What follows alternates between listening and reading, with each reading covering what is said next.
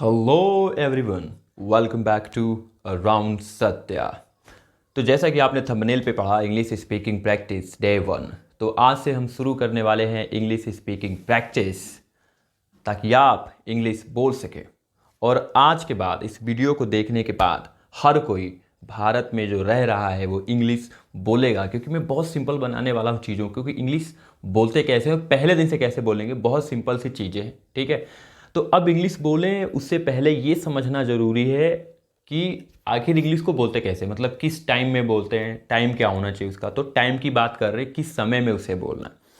तो जब आपको बोलना है तो सबसे पहले टाइम को समझ लीजिए, क्योंकि ये पूरा का पूरा जो फर्स्ट डे वाला इंग्लिश स्पीकिंग प्रैक्टिस है ये टाइम पर ही बेस्ड है। ठीक, तो कुल मिला के अगर मैं टाइम की बात करूँ तो 7 टाइम्स है यहाँ पे, मतलब जो दिन और रात होता है उसको 7 पार्ट्स में डिवाइड किया है मैंने अपनी अंडरस्टैंडिंग के हिसाब से, और उसी को मैं बताऊंगा। तो पहले वो आप समझ लीजिए, उसके बाद हम चलेंगे इस डे 1 की इंग्लिश स्पीकिंग प्रैक्टिस पर।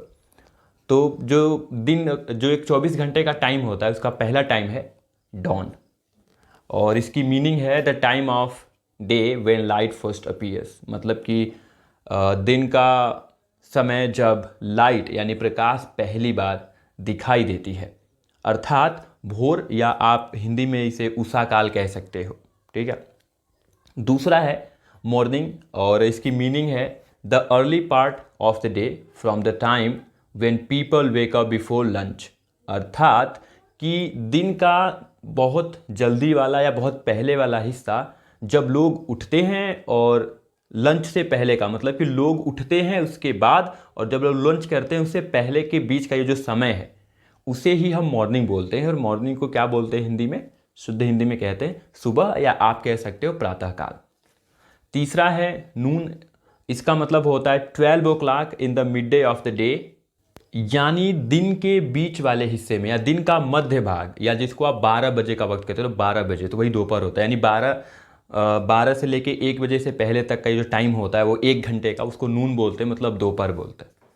अगला है चौथा आफ्टरनून, इसका मतलब होता है the part of the day from 12 mid day until about 6 o'clock, मतलब कि 12 बजे यानी जो मिड डे का टाइम है, और 6 बजे से पहले का जो समय है उसके बीच का जो हिस्सा होता है ये दिन का, उसे आफ्टरनून बोलते हैं, मतलब दोपहर के बाद का समय।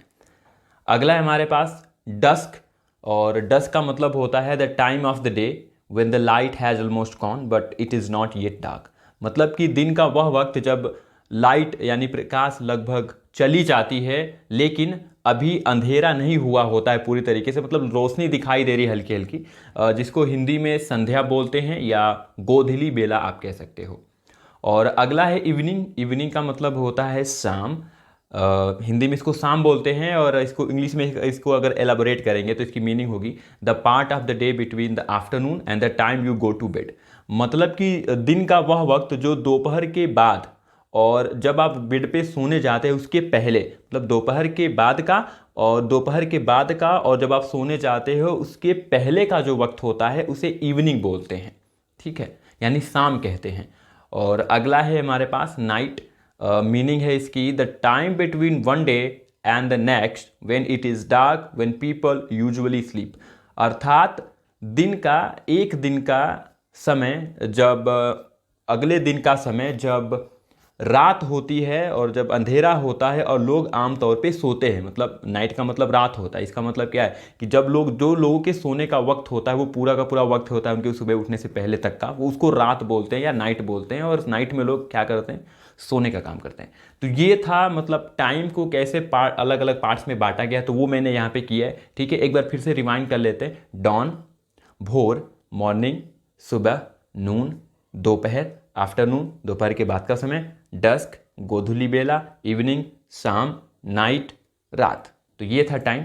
अब हम प्रैक्टिस करेंगे। तो सबसे आज के जो फर्स्ट डे है उसमें ग्रीटिंग्स के बारे में बात करने वाला हूँ। ग्रीटिंग्स का मतलब होता है अभिवादन।